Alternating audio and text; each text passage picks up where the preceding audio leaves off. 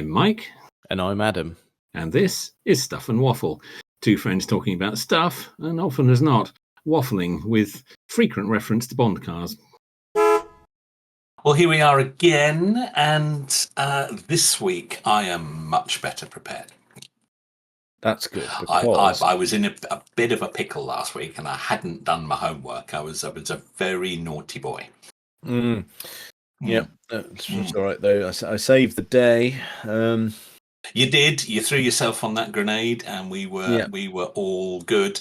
However, this week I'm all set. I got 3 doozies for you for our 2 truths, 1 lie. Perfect. You got some doozies, and we'll come on to other homework in a bit as well. So that's good. We will. Right. We will. There is another matter to discuss, but first things first. Yes, first things first. I have my 2 truths and 1 lie for you. Perfect. Right, I've got a. I've opened Notepad. I can start typing at any moment to record the statements. Yes, indeed. Record the statements, not research the statements. Exactly that. That's all that's happening. Right, go on then. Yes. Number 1. Okay. Number 1. The body of the Sinclair C5 is made from the same ICI polypropylene plastic as the moulded bumpers on the Austin Maestro. You probably don't need to figure out how to spell polypropylene. You just say plastic.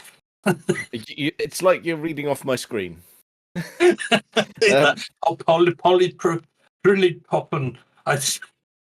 Yeah, I just went, oh, fuck it. It's just plastic. Yeah. So.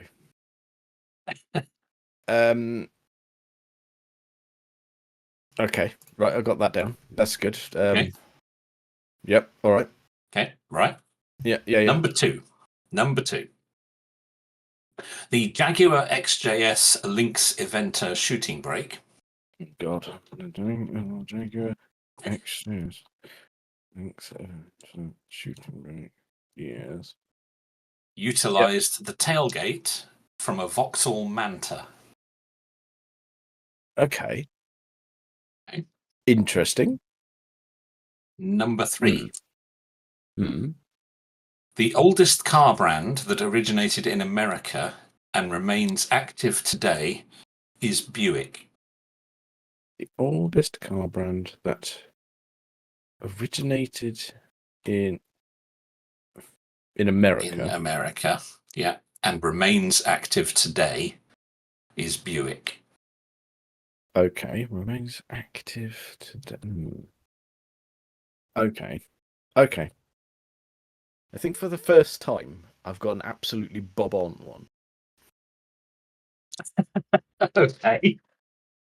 I think, and the fact that my mind went, well, yeah, that's it. Now, I do believe that the Sinclair C5 plastic is the same as the Austin Maestro bumpers. I'm going to go yes on that straight away. Okay. Next. I have recorded your yes. I'm not saying if it's right or not, but I've recorded your yes. No. I don't expect you to whittle it down for me. No.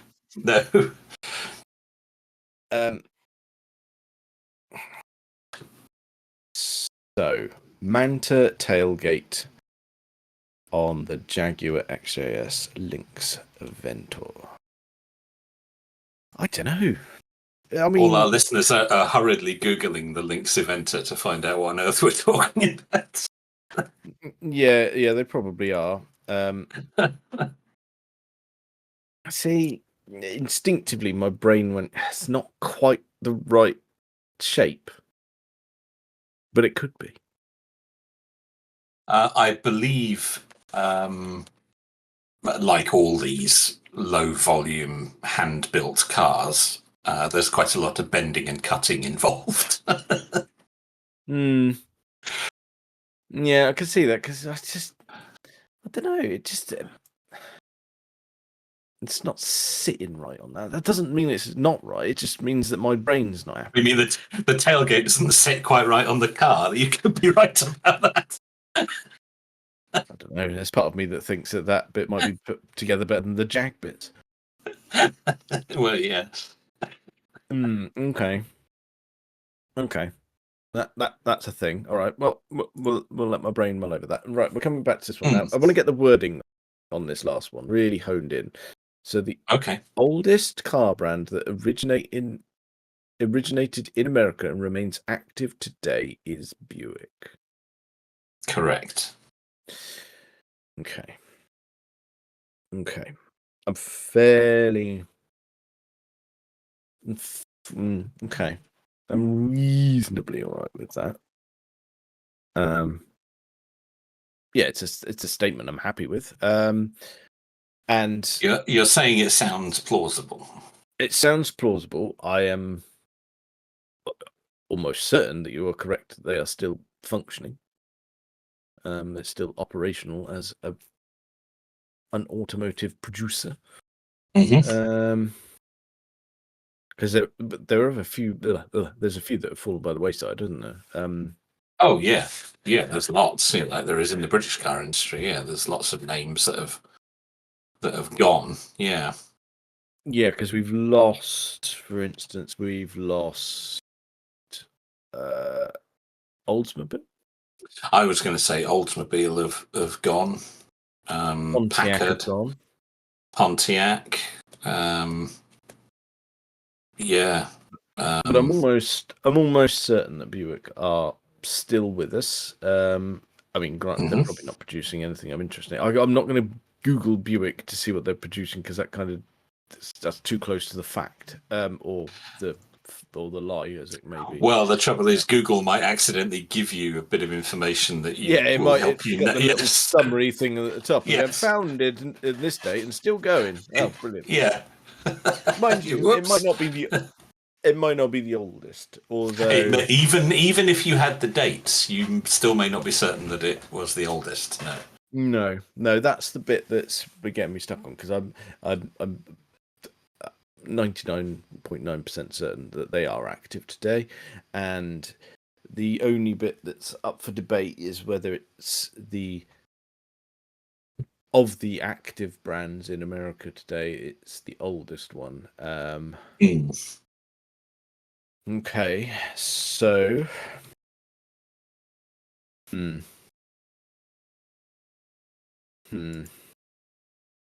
So let's think about it. Ford's I'm still glad I've come up with some that was actually making you think because you're normally pretty quick. I just want to make sure that like I've got one not sitting right and one that's just lots of facts on the go. So we go. Buick, they're still going. Ford, they're still going. Mm-hmm. Now they must have kicked off a very similar moment in time. They've been around a while, yes. Yeah. I mean, both of these companies over 100 years. Yeah.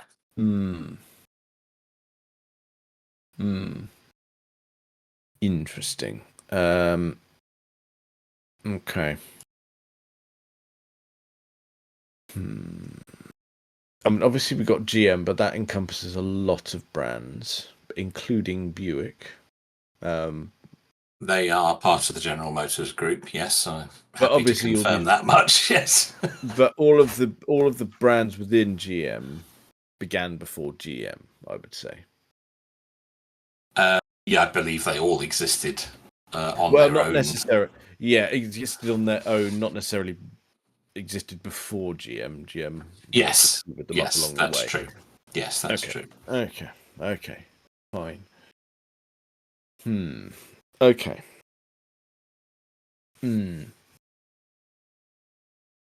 So, am I more comfortable in saying that Buick is older than Ford, or am I more comfortable saying that the tailgate on a Lynx Aventa is actually off of a Manta? What bothers me the least, I think, is the way to whittle this one down. Which are you least comfortable with? Well, in terms of least comfortable rather than least bothered by, so least comfortable, I am actually least comfortable with the Lynx Venta. So, rather than just aimlessly talking, it's probably time to shit or get off the pot, isn't it? Sooner or later, you're going to have to decide. Yes. Yes. All right. I'm going to go with the gut on it. Then I'm not saying this is based on anything other than something bothering me about the shape of the rear of the Aventa versus the rear of a Manta. I'm going to say that. Yeah, keep the. Obviously, I've locked the C5 in. True. You were happy with that straight away. Yeah. Yeah. Lynx Aventa, false, not a Manta tailgate. True. Buick is the oldest active car brand that originated in America. True, false, true, then, is what you're saying. True, false, true. Yes, that is what I'm saying. Yep, sorry, the brain's on a bit of go slow. Yes. Okay, that's fine. Okay. So, after much argy-bargy, you are correct. Oh dear, that's lovely, nice. No, it isn't. No, not for you, that's awful. Can you imagine? No. I spent so long on these. And I haven't got long at the moment. Oh, they were bastards. I mean, yes, the C5. I knew that's not your own. That's not your fault that sort of turd lives in my head. But the other two I did not know. That was just a bit of talking it through and a bit of gut feeling. I spent so long looking at hatchback pictures to find a tailgate that looked like it could sort of fit on the back of a Lynx Aventa with a bit of modding, a bit of bending, a bit of cutting. Could that work? The shape of the window rubbers, where the rear wiper goes, all of that. I spent so long and discarded so many that weren't quite right. I'm so sorry. And the Manta, it just seemed right, but you are correct. It is false. Would you like to know what the tailgate was really from? Yes, please, because that's going to go in the memory banks of uselessness. It is. You're going to be. What I'm going to do. You're going to be stuck with this for a very long time. It was a Mark III Ford Escort. Oh, you see, yeah, I could see that. Nice. 67 Lynx Aventas were produced, so very, very small numbers. Yeah. Oh, I didn't realise it was that small. Blimey. And they utilised the tailgate, both on the pre-facelift and facelift XJSs, the Series 1 and the Series 2, that were both converted. But they used the tailgate from the Ford Escort Mark III throughout. Oh, perfect. I like that. We'll save that for the pub quiz that never happens. When I read that, I thought, I've got to use that. I've got to use that. I have to find a tailgate that looks like it could almost, maybe at a push, be used. Fair play. The research done in there is excellent, and I tried so hard with that one. No, and I just came in like an utter bastard. Damn you, sir. And Buick. Buick is indeed the oldest American car manufacturer, founded in 1899, whereas Ford, who you were comparing to there, was 1903. So that's fairly close considering the age. Yeah, that fairly close. And of course, as we discussed in one of these previously, the company that Ford originally started is now Cadillac, but it was still later than 1899. So Buick was first, and was then later swallowed up by the General Motors Group.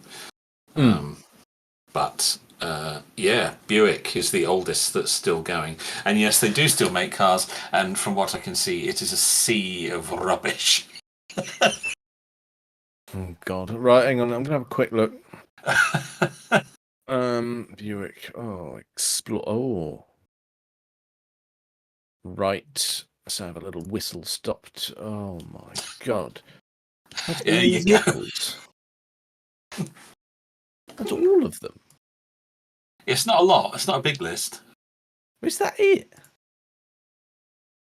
That can't be it. Am I just not scrolling or something? You're looking at current vehicles. Vista, Encore, Vision, Enclave. There you go. What Oh, a there are. sea of turds. It's really bad, isn't it?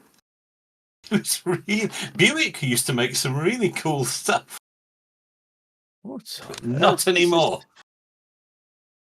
Find your perfect Buick. Don't think Oh, it. there's a phrase that doesn't come up too often. Yeah, I mean it's all. What are they claiming it? So we got Vista, crossover SUV, Encore, small SUV, Small, Vision, horrible, ugly. Yeah. compact SUV, Enclave, mid-size SUV. That's the most amusing name, but it is the most hideous. It's got hints of Sanyong about it. It's not nice, is it? And they're all SUVs. It looks like Buick now only make SUVs. Look at the interior. It's like Fisher Price. And Mr. President wonders why we don't buy American cars in Europe. Yeehaw! There is a reason, sir. Yes. Oh, that's awful. Yeah, it's not. Yeah, No, you can keep that. it's bad. That. Oh, effortless. I'm sorry. beauty. I'm sorry to have What? been the reason that you found yourself on the Buick website. That's awful. But the fact, effortless beauty is really overstretching themselves there. That really is punching above their weight, I think. Yeah. Oh, there's a feature that tells you to drink coffee. Don't do that while you're driving. You burn yourself. What an absolute. Oh. It's bad, and it's worse than I thought it would be. Actually, Wow, this is incredible because they're saying they're sort of marketing us. This is really good tech and cutting edge and good economy and all that. So I've scrolled down on the Enclave, and the front wheel drive version, city driving is 20 mpg, highway is 27, and the all wheel drive is 19 in the city and 24 on the highway. That's real. That's class leading. That is right there. that is Well, I think the price of fuel over there has got something to do with it, but. That is appalling. That's absolutely appalling. It is terrible, isn't it? Yeah. In Europe, we've been able to do better than that for quite a long time. Decades, some might say. Yes, quite. Yes. We're now well point. into double digits. Yes. No point in any of this. I've scrolled the whole page on this particular toss wagon, and has anyone described what is under the bonnet? No one cares. There's not even a clue. Like you get like the comparison one, and it just tells you what's in the car rather than under the bonnet. I don't care. Be a V6 motor. Will it? Be the motor. We don't know. No. I honestly, I'd love to be able to confirm that for you. Right. Sorry. I know we're going off on a. Oh my word! He's going deeper into Buick. Are you sure you want this in your browsing history? I know it's bad, isn't it? But I need to know what's in the what powers this. What engine does Buick use? Yes, it's one engine. Just it's the same engine in all of them. I don't. I only looked at the Enclave. So it's. What engine do Buicks use? I think So I was right. I think it is a V6. No, this one, the latest generation is the third generation of Volkswagen. Oh, And it comes with a 2.5 litre inline 4 turbo. ah, It's underwhelming. yeah. The Yeah. very, yeah. Yeah. Should be a V8 motor under there. Dreadful. Buicks of old would have had a V8. Yes, indeed. So, and then we've got the trim levels. They're named rather stupidly. Particularly the entry level is called the preferred. The preferred. The preferred, yeah, you heard right.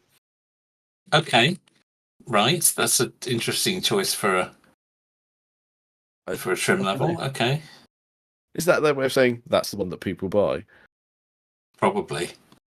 Yeah, that's the Weird. one everyone can afford. So we'll go with that. The preferred. I don't think I don't want a car that is the preferred.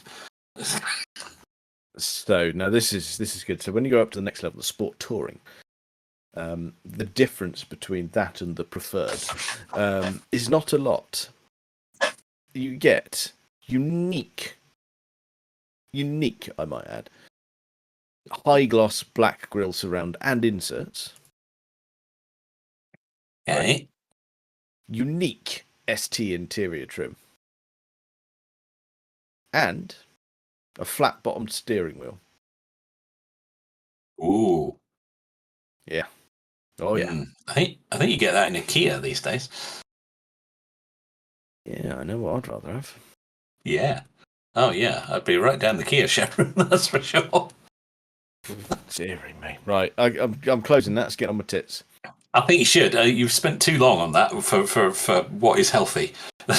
Yeah, I've opened too many tabs as a result. They've all gone. They've all gone away. It's fine. I'm sorry to have been instrumental in you researching Buick. And their silly names. Maybe we should do an American car brand a week and go, right, what do they sell? What are the stupid names? And what? Maybe we should. I mean, we've learned all about the Enclave. Awful. Yeah, the Enclave preferred. Yes, that's right. Yes, we have a preferred Enclave, which is not a phrase that can come up too often. I wouldn't have thought. No. Dear, oh dear. It sounds like code, doesn't it? It's not good. It'd be one of those parties where you don't want to be at or something. Oh, do you think it's like drug lingo? Got the Enclave? Oh, I was going to go down the swingers route. Oh, or that. Yeah. Yeah. You could combine the two, perhaps. Yeah. The keys to my preferred Enclave are in the bowl. Ugh. I'll meet you in the Enclave. Oh God. Oh my word. Right, that's good. We've got ourselves into an area here that I think is probably not helpful. We're basically saying Buick drivers are swingers.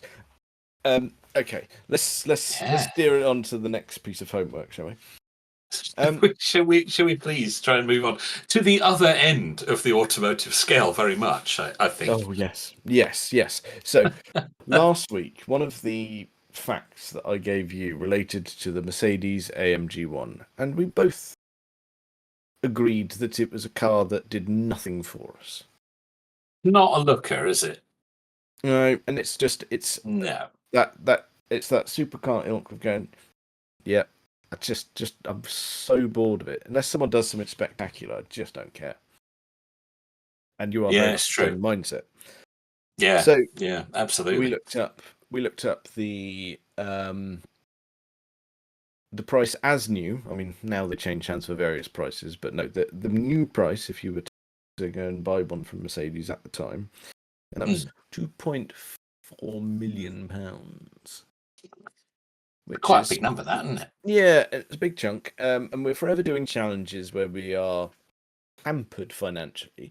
So this week's challenge was you must, as indeed we are in real life. Yes, awfully accurate. Unlike this one, where we must go and find a car for the same value, give or take 10% either way. As close as we can get, yes. Yes. So, what I would say on that, it's half difficult to find something in that price bracket that's within the tolerance level and is something that I specifically want. Well, you didn't specify want.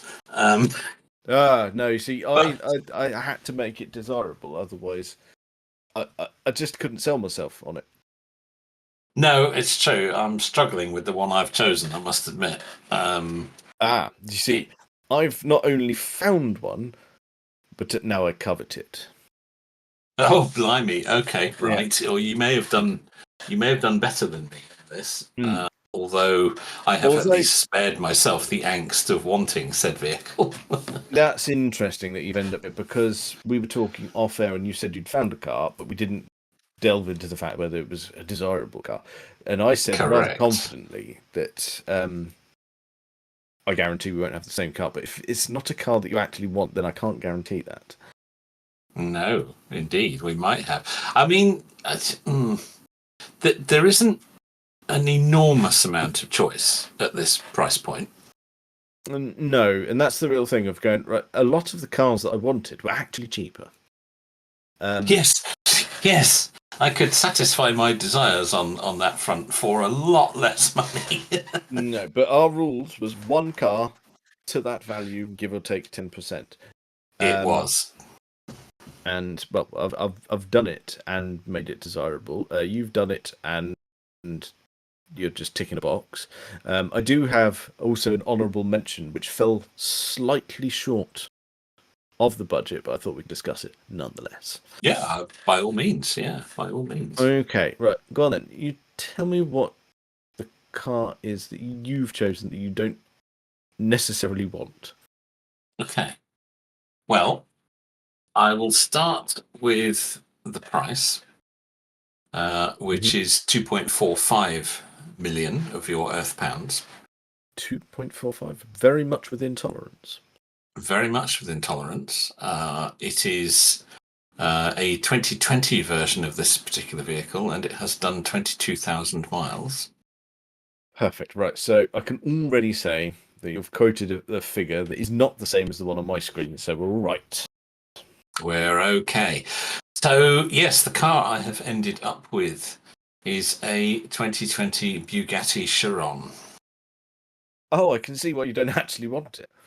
I mean, the spec's okay. It's black with a dark red interior. That's quite nice. I haven't. Have you got a link for us? Sorry. Yes, of course. Yes, of course. Allow me to furnish you with a link. Annoyingly, and we've talked about this before, it's with a dealer who's not showing the number plates, so not possible to do any of the usual MOT checks or anything on it. But yeah, I've got a similar issue with mine. But I hate it when they do. It's a stupid thing to do. But to cover up the number plate. I mean, the fact that the listing that I found actually had a price on it was the first battle. When you're in these upper echelons, it's normally POA.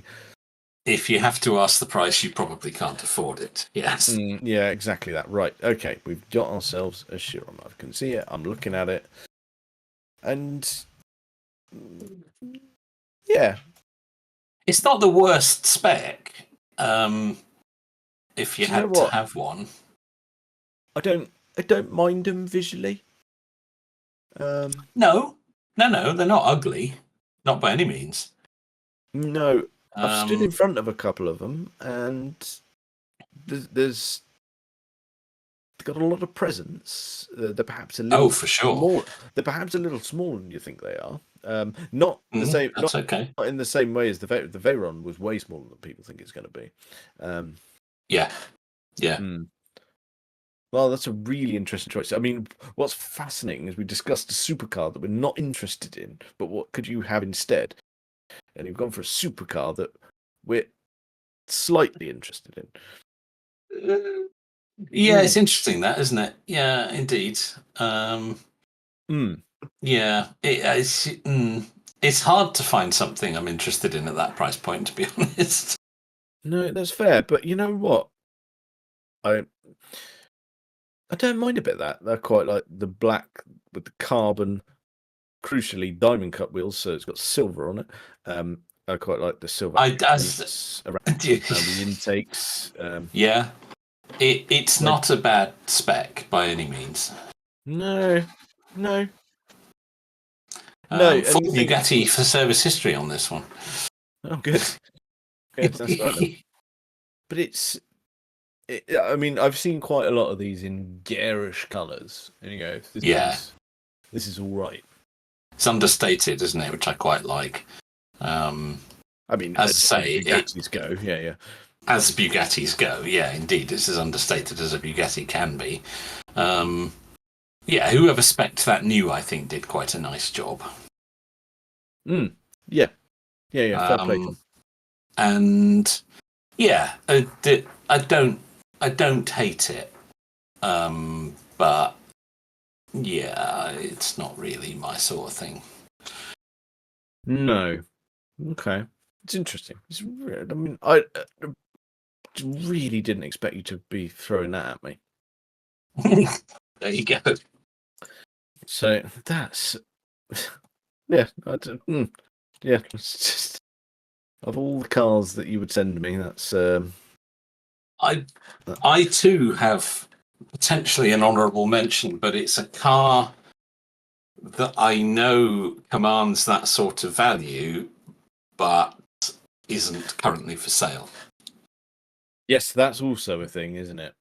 Yes. That is also a thing. That is a problem. But it's yeah, well, it is what it is. So where are you at? Let's go with what I've got then. So, just to be clear, our tolerance was 10%.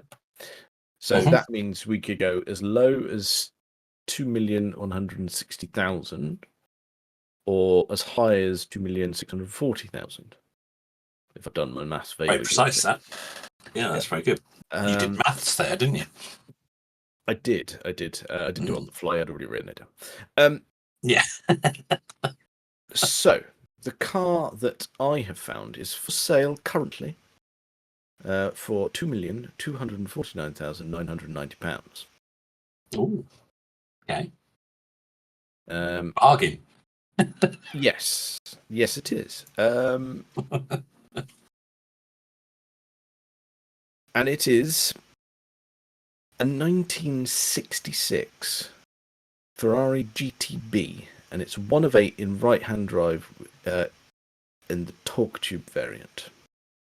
And it is utterly glorious. Have a link. It is pornography. Yeah. Oh. What do we have here then? Unusual colour. Oh, yeah. Oh, look at that.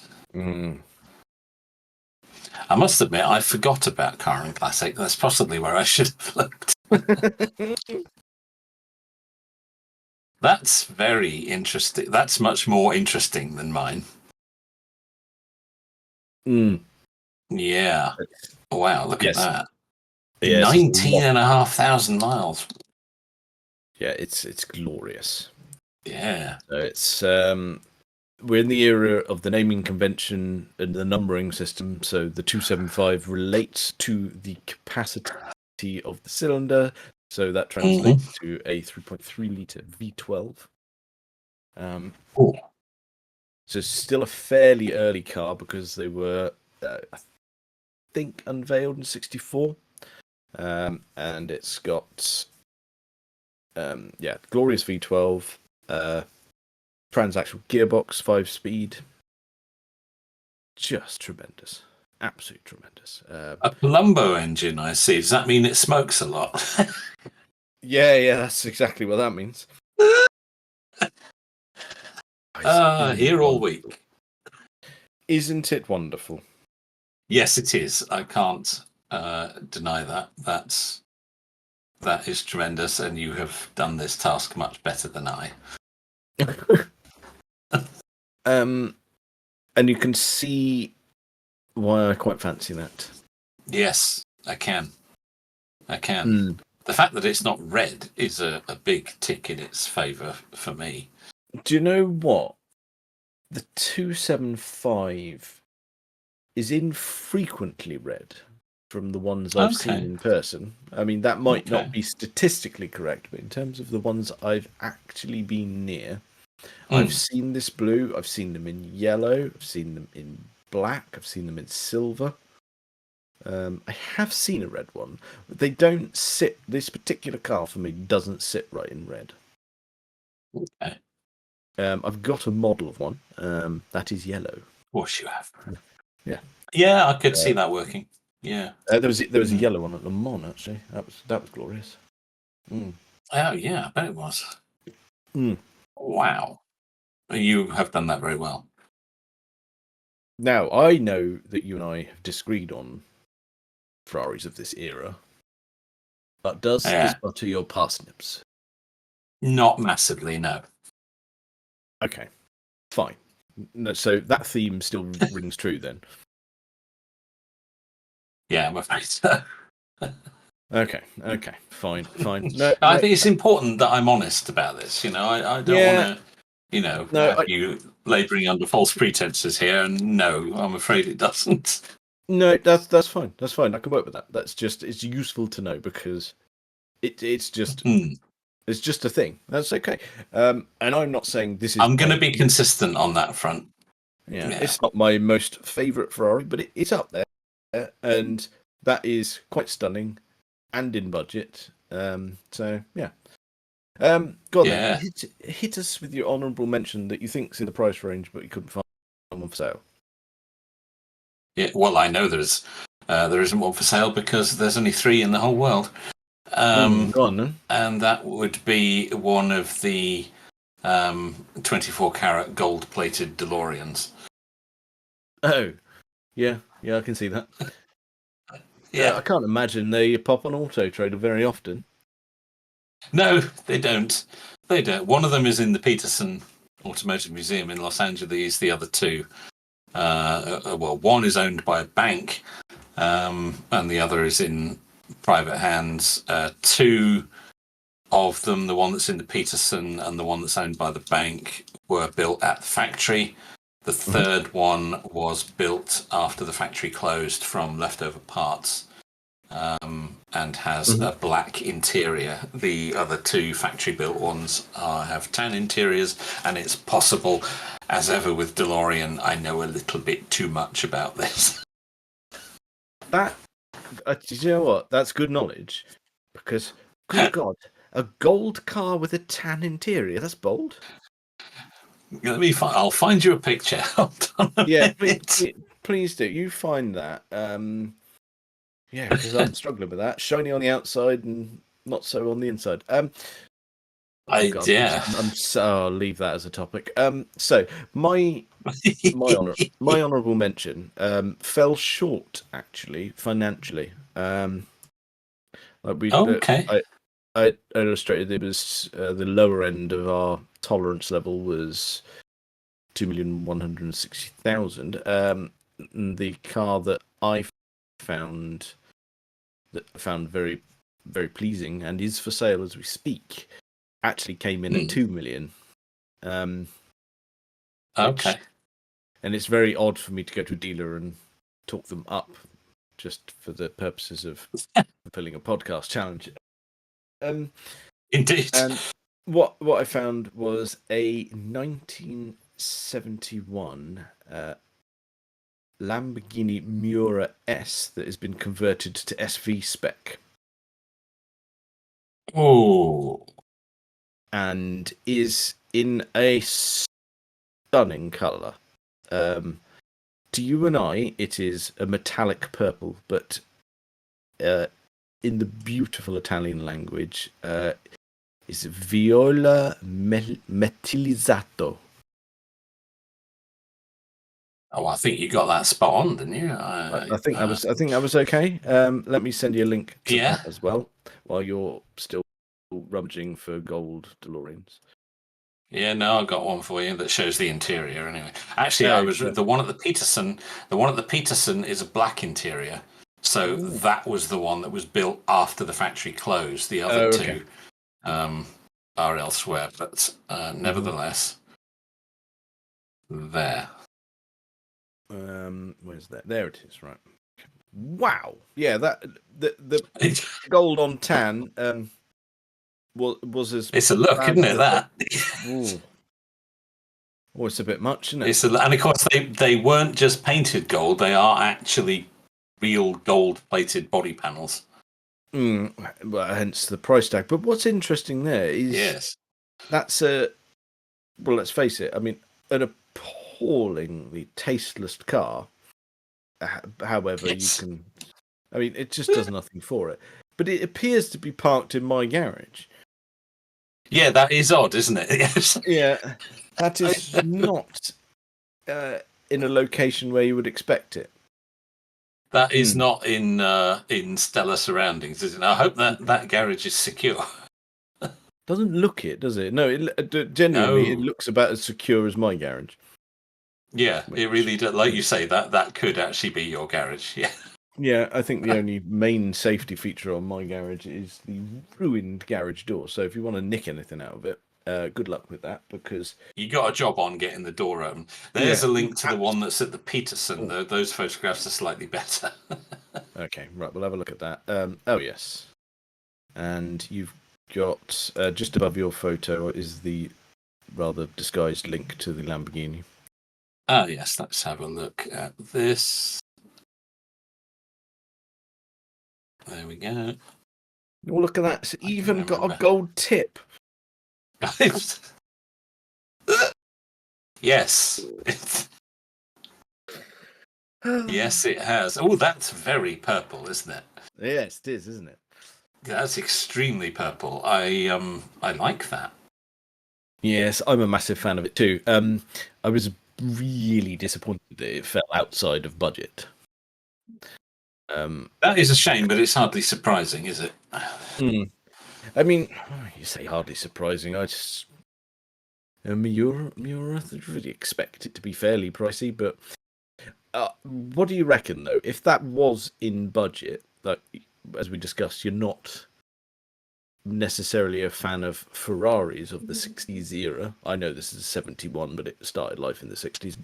But yes, been fiddled with, doesn't it? But you would have been all over this, wouldn't you? Yeah. Oh yeah. Oh yeah. Yeah, no, yeah. The rule does not apply to this. Yes. No, fine. No, just double checking, because I mean, if you got behind the wheel of that, you'd go, well, maybe not exact recreation, but you'd be all up in the Italian job, though, wouldn't you? I'd have my Matt Monroe on. I'd have my sunglasses. I'd even start to adopt a slight Italian accent, I think. And I would be appreciably cooler than at any other point in my life. Right up until you hit the bulldozer. Obviously, until that point, yeah. But if we could just skip that bit, that'd be perfect, wouldn't it? If I could not stove it head on into a bulldozer, that's probably preferable. To be honest, that's the same for any car you're in, really, isn't it? Ideally, yeah. It's a general rule of thumb. I think so. I mean, you could say the same about a Dodge Challenger, couldn't you? I mean, that's another car that met a nasty end with a bulldozer. Yes, quite. There you are, you see. Another theme there. Another car film there, you see. Another car, there you are, you see. And I'd probably, I could probably pull that off a little bit better, tight jeans, rumpled shirt. It's kind of, I'm already part way there. Is that wise? No. No. Don't look, Ethel. Oh God. Bad, isn't it?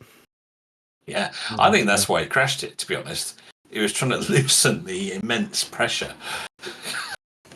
Well, it would have only been lap belts as well, wouldn't it? Exactly.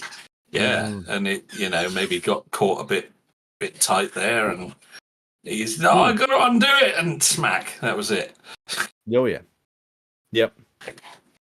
Oh, that's the hidden message. It's a film all about safety.